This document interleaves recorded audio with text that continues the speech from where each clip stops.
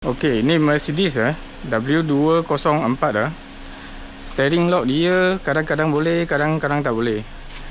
So owner kereta nak buat bypass lah, tak nak pakai lagi tu steering lock So sekarang kita buat program data kita sudah dapat. Okey, right ERV success Please insert the key for activation Ni kunci pertama. Okey, activation.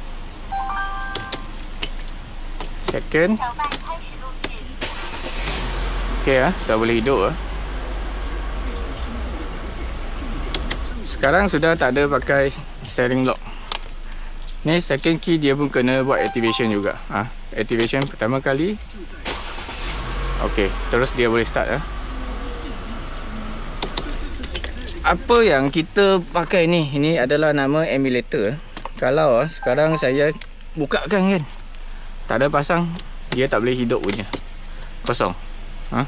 Kosong. Okey. Kita pasang balik.